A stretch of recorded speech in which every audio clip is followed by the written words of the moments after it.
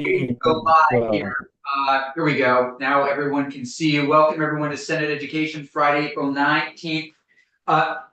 Mike, it's my fault for the late start, Mr. MacArthur. I apologize. We were talking about our agenda for next week. Please let us know your thoughts on the what we're calling the school construction bill, and floor is yours. okay, well, thank you so much to all of you for being willing to listen to me. I want to apologize because both of my concerns may already have been taken into account by your committee. I just would feel remiss if I didn't bring them up. The first one has to do with, will construction aid be able to be used to move to completely different locations?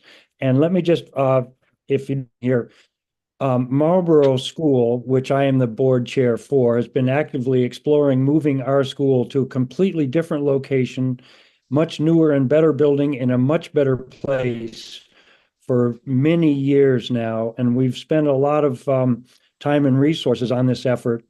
Greatly looking forward to some state construction aid support. By the way, I was board their additions, both of which got the 30% state aid. So I recognize how important that is. But because our existing school is so old and in need of essentially everything you can possibly imagine. Dan, you might want to shut off your camera, because you're going in and out. I think we lost it. Did he reference a section? It's some testing. Section 4.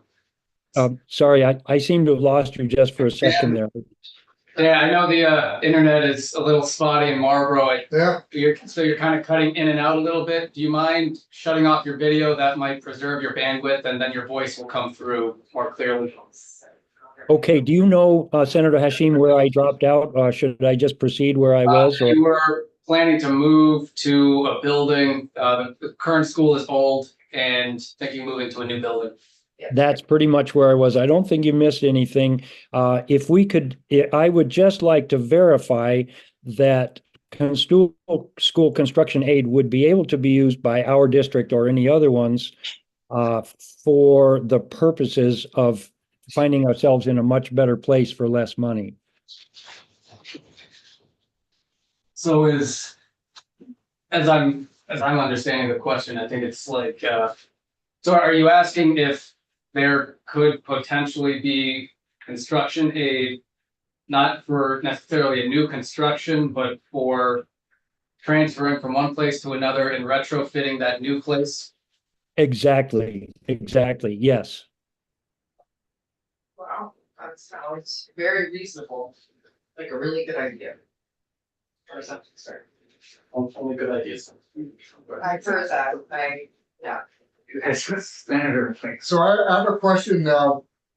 Because of all the testing that's been going on, has the school district done their due diligence and tested for PCBs and lead and all that for this new building? I'm glad you asked that question. We jumped on the bandwagon about a year ago for PCBs because the school building, original one, was built in 1955. As you can imagine, they identified them. A Wednesday and Thursday of this week, the engineering firm is coming in to drill into the floors to try to determine the location of the PCBs. And I'm sure you all know that this may be soon coming to a halt. The school district has spent a fair amount of money on this already, I believe most of which will be reimbursable by the state. But I don't mean to belabor this, but I think to answer your question, we've tried to do due diligence on every possible environmental hazard, and our building has, I don't want to say, shown its true colors, but it'd be another great reason for us to be able to move to a newer location. I was talking about the new location. Oh, yes, we have. Yeah, it was built. None of it was built. Yes, we have done that. And the new location, I'm sorry, misinterpreted that. It is much newer. And it was used as a public building. It was part of the Marlboro College. It was the library building, and as such, is completely up to date with, modern sprinklers, ADA accessibility, the kinds of things you're asking about as well. So yeah, sorry to misinterpret that. Oh, it's okay. So that's great news, Mr. MacArthur. So you're using the Marlboro College Library? That's correct. It now belongs to Potash Hill. They have been trying, some of you may know this, but they've been trying to monetize it, I guess is the only way I can say it. A now defunct college facility. How do you keep it going? And very few people have shown any interest in the library building, but I'll tell you, it makes an admirable elementary school. It's in a wonderful location. We would need to add no more space to it. It's got enough square footage for everything we need. Yes, it would need some retrofitting for smaller, toilets and things like that. But the amount of money that it would cost, and we have had thorough, Banwell and Associates did a thorough mock-up of it, and we've had DEW out of Keene do a cost estimate, much less expensive than retrofitting the existing school to turn that building into an elementary school. So you can see why we're so excited about this, but you can also see why we really want to, if state monies would be available, make sure that we would be possibly on the receiving end of those. That's great. I'm just wondering, can you just, while we have you, and it's very relevant to this committee with other buildings throughout the state, can you just say something about Potash Hill? Is that a company that's trying to repurpose the institution? That's correct. It was first bought by the Marlboro Music Festival because, for those of you who weren't, reading the scuttlebutt about it, it went through several changes of hands. And finally, the Marlboro Music Festival stepped in and bought it. And now they have sold it to this new nonprofit.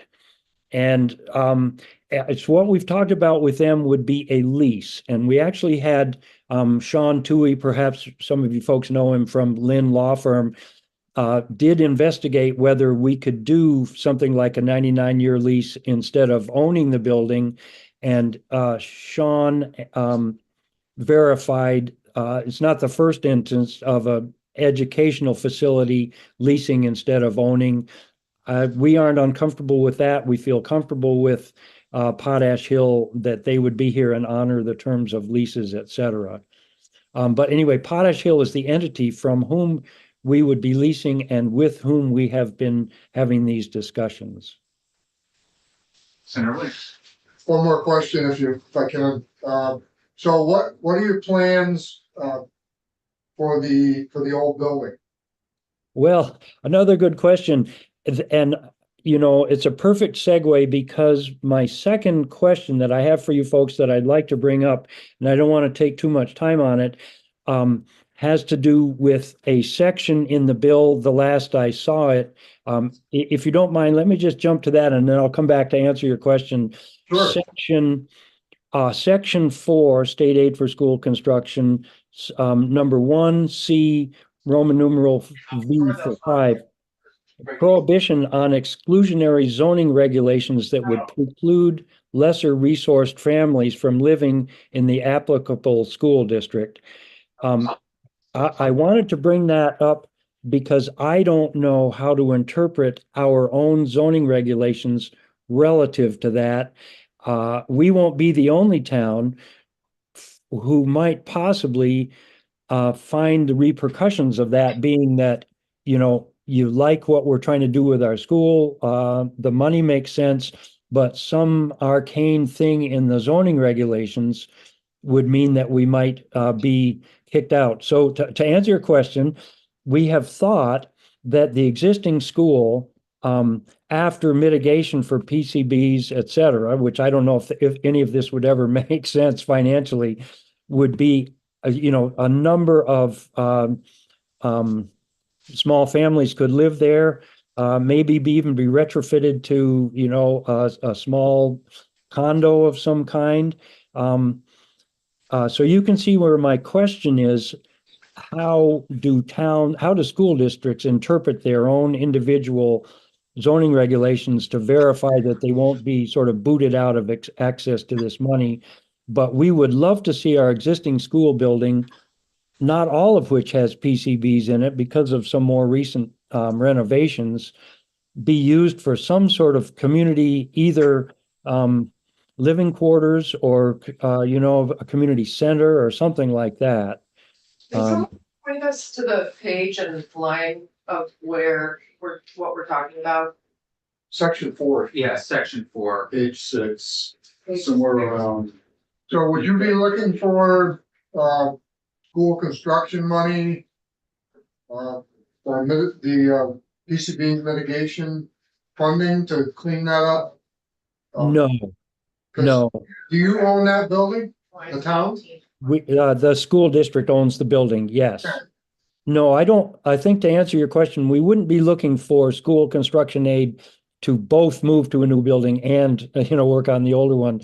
But we would happily donate that building to someone who would like to, undertake the expense to make it into some sort of a community asset. Either could be living quarters or could be community center or any number of different things. But no, we would like to think that school construction aid and our own bond issuing would just be for the purposes of making the school move to a different, better location.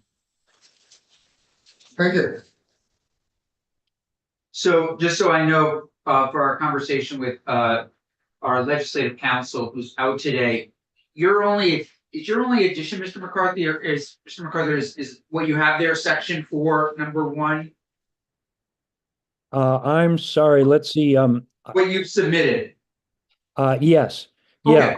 It's the last phrase there, the one about the zoning ordinances. We won't be the only town or school district rather that will wonder, possibly let it go too late. As I said in my written testimony, which you've maybe seen, if our zoning would somehow preclude us from having access to state aid, I will go to the zoning administrators tomorrow afternoon and, work tirelessly to try to make sure that our zoning is not exclusionary to people with fewer resources. I don't believe it is, but you can see why myself and possibly others would want to be proactive about this. Absolutely. Yeah. Please, Senator. For Senator Campion, I think, just wanted to clarify that I think that in this written testimony, we have this subsection 5, that's already language that's in the bill, and I think he's small 5, yeah. Yeah, and I think he's looking for clarity that a situation like in Marlboro would not be precluded from being considered for state aid prioritization. So I don't know if wordsmithing needs to happen in 18 and 19, but yeah. Okay, we'll have to do that. One more question. Yeah, Is please. that building that they want to repurpose in the historic downtown? No, that would be a question for Dan, but it's the old Marlboro campus that's set back from I mean, the old school. the old. No, There's no downtown. Oh, okay. It's right on Route. I mean that respectfully. Marlboro's a very small town. It's Yeah, I know, So I'm familiar with it. oh yeah. Yes. It's basically literally right next to a pretty busy highway. Yep. And the place that sounds like they want to try going is, set back much further into the woods, several miles further down. And, yeah. Senator Williams, you've been to the Marlboro campus? No, Part of It's, the- I mean, it really Yeah. is, I remember have fond memories of going to the music festival there. I don't know if they still have it there, but it's really is a nice campus, perhaps even safer. Because it's set back a little bit, probably more opportunities for the kids, I suspect, to roam on campus, so little 5 doesn't apply to the new building, that's the old building. He's asking about if they vacate that old building, they'd like to be able to turn the old building for a different purpose, which would require them to get a change of use possibly for zoning. No, he's thinking the new building, Oh, yeah, that's what he wants. They're not sure what will happen with the old building. Yeah. And I think, if I can clarify my concern, I think my concern is that we might be precluded from having access to state construction aid at all if our zoning has certain exclusionary things in it. Independent of the buildings we're talking about, we might go through the whole process and then someone might look at our zoning and say, oh no, we don't give construction aid to school districts whose zoning is exclusionary. That's the way I interpret that section 5, independent of the moving or rebuilding or anything else. but I it's know- on a college campus, right? Well, you see, College, Yeah. yeah. maybe I'm misinterpreting it, but the way I interpret that is the school district would not be able to access state construction aid if its zoning were exclusionary. And we will make sure, we'll talk to Ledge Council. We'll talk to Ledge Council to make sure that you are not excluded and put that language in. I'm not seeing any objection to that at all. If you didn't have such a good senator, it might not have made it in, but Yeah. you know. Really basically, appreciate he that. talks, we act, so we'll work on that. Yeah, and I think you see that's it's not just my perspective. I don't want Marlboro to be carved out. I want any other town also to have a heads up ahead of time about what is meant by that section of the bill and whether they need to start thinking about their zoning ordinances as well. Great. Thanks, Dan. Thanks a million, Mr. MacArthur. Really appreciate it. Thank you. Yeah, thanks so much. Much appreciated. Thank you all. Yep, bye-bye. You too. Bye-bye.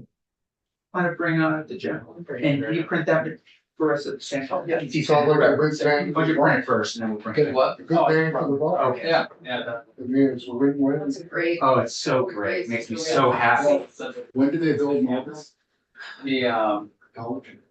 college, I don't know what they, probably the original parts were pretty cool. Very Like, cool. the library, there's some libraries and dorms that are pretty new. I used to have to go there unfortunately for college students when I was at college, but like half the buildings are pretty great. It seemed mentioned 1955. The old Elementary school, Yeah. the school that they're leaving is 55. And then the Marlboro campus, I imagine there's some buildings from the 80s, but It's a beautiful little campus. I've always loved it. Well, the Have you 80s, seen it? Years the 80s ago. was Yeah. that range It is that very triggered pretty. the PCB testing. Wasn't a good, But they've already tested the light. wasn't a good decade. Yeah, for that's what I said. construction. That's why they feel it's a good building. Yeah, they're not going from one bad situation to another. They've tested it. And yeah, it's great. So Morgan is printing up testimony that, just so everybody has it, unless you already have it, the testimony yesterday from Tom Little. Yeah. oh, I said it's a. Oh, okay, you wanna grab it, because he's gonna respond, this guy's gonna respond, you can bring the general in, He's in, I just don't think he has his camera. okay. Hey, Hank, General Parker, how are you? Harder. sorry. How are you? Good afternoon, everybody. Can you hear me okay? Beautifully. Excellent. Thanks so much for joining us. General, we have, we've been going back and forth on this section 8 of our miscellaneous education bill. And we had some testimony yesterday from VSAC, which our committee assistant is about to go grab, Tom Little. And I know that I shared this language with Representative Hango, who I believe serves as the vice or the joint chair of the military caucus. Caucus, yeah, right. The military caucus here in the legislature. She signed off on it. I don't know if you've had an opportunity to look at it, but we would like to hear your thoughts on it. Yes, thank you. And first of all, thank you for the time this afternoon. Appreciate the work you all are doing. And I'm sorry I couldn't be with you in person. I have seen the language, and just as background, we have a great working relationship with VSAC, and I met with Tom Little and his staff in the end of March. And I also spoke with Representative Hango this morning, and I have seen the language, and I think I understand for the most part the adjustments they wanted to make. So we have no objections with the language as written that Tom suggested for the bill. That's amazing. Wow. That's terrific. So we already have the language. We'll have Ledge Council make the change. We have your endorsement. That's terrific, General. We really appreciate it. Yeah, and just as background, and I know many of you have heard, and on behalf of my boss, Major General Greg Knight, the Adjutant General, our objective with this is just to make sure that folks, young people, parents have information to make educated decisions. So certainly VSAC is doing that now, but sometimes some of the information can be hard to get. And so the National Guard Caucus with the co-chairs of Representative Hango and Matt Byron and Laura Sibilia, along with the House Education Committee, we really appreciate the time and effort put into the bill because we're really just trying to make sure that young people and all age people can make informed decisions, because we know that National Guard service might not be right for everybody, but it's a great way to help pay for post-secondary education. And so we're working with VSAC to make it as visible as possible so people don't have to hunt through multiple pages of websites, and they do a nice job with their booklet, but it's an ongoing process for us, and they've been great, and at appropriate venues when we can be there, we're ready, willing, and able to have some of our specialists there just to provide information.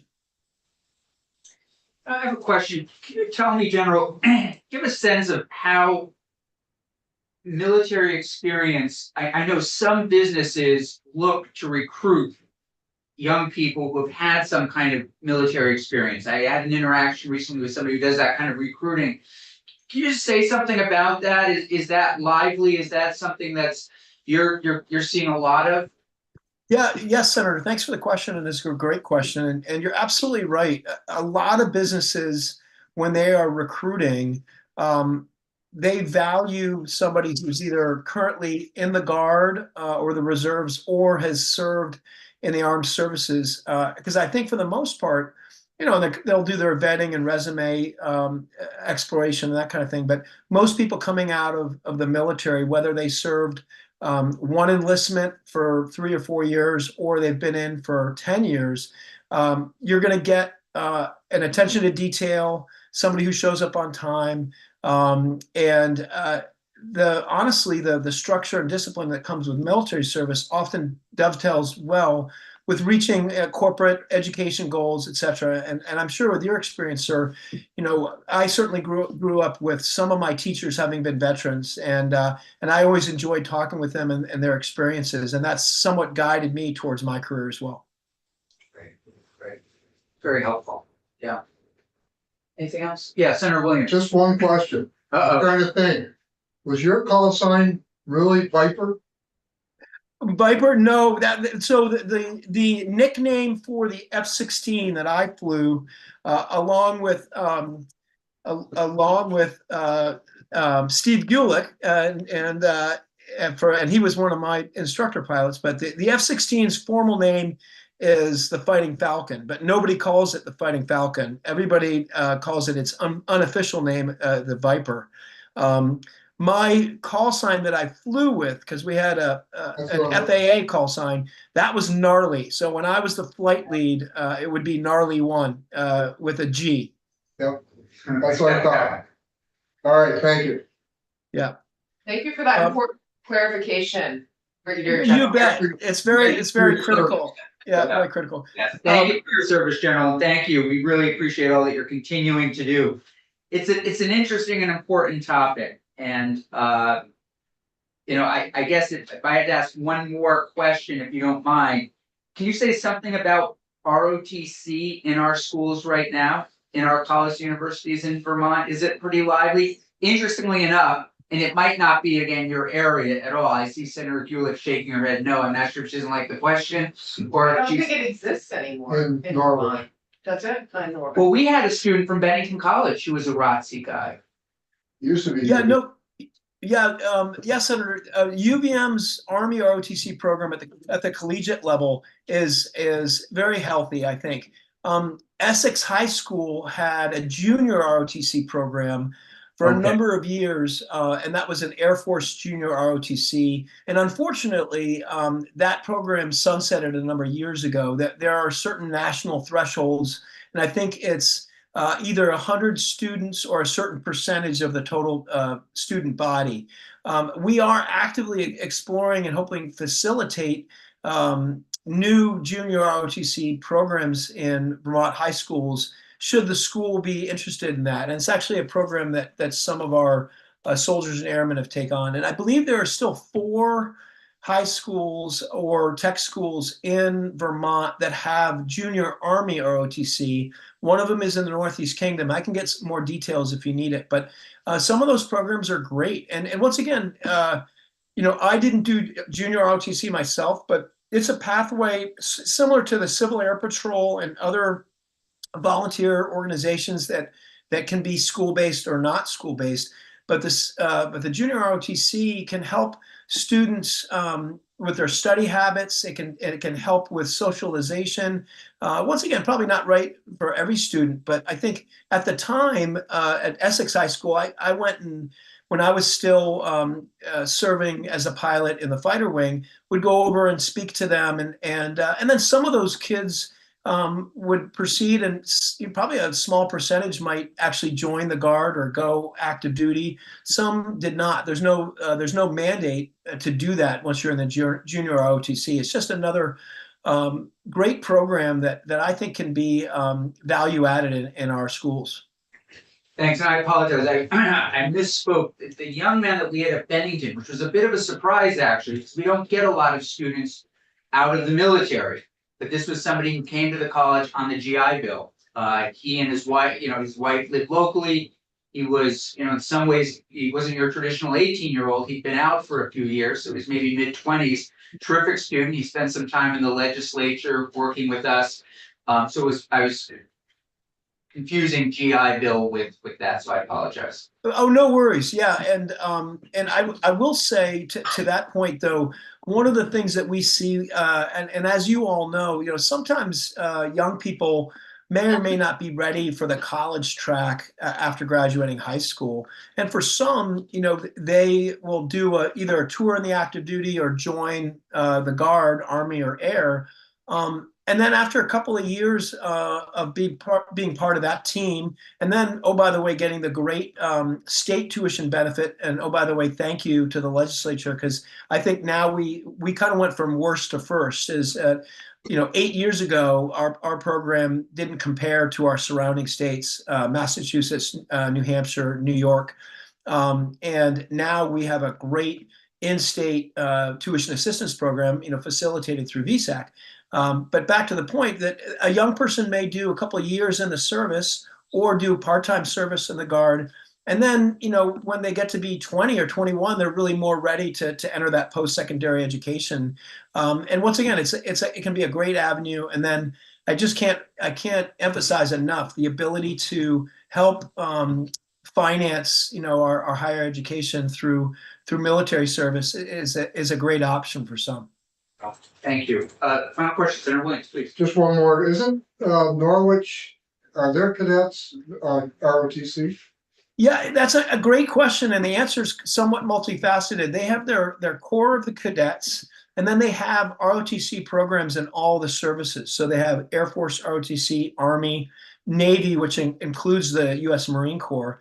And as I understand it, you could be part of the Corps of Cadets at Norwich, but not necessarily be part of ROTC, and vice versa. You can be part of the ROTC program, but not part of the University Corps of Cadets. And of course, then they have their pure civilian students at Norwich as well. And I did a little time in one of my guard jobs working in the armory that's on the campus there. And boy, I mean, as you all probably know, we have some of our finest enlisted and officers in the Vermont National Guard come out of Norwich. So what a great institution. But I hope that answers your question. Yeah, it did. Thank you. Very much appreciate you taking the time to be with us. And we'll take that language and we'll ask Ledge Council to insert it. And if anything else pops up that we can be helpful with, just let us know. Well, thanks very much, Senator. And we're always available and passing on from General Knight, just a big thank you to you all. I know you have long days and a lot of busy days and items on your agenda. So we appreciate you taking time to acknowledge this very important part of the bill. Thank you so much. Good to see you, Thank General. you. Have a great day. Cheers.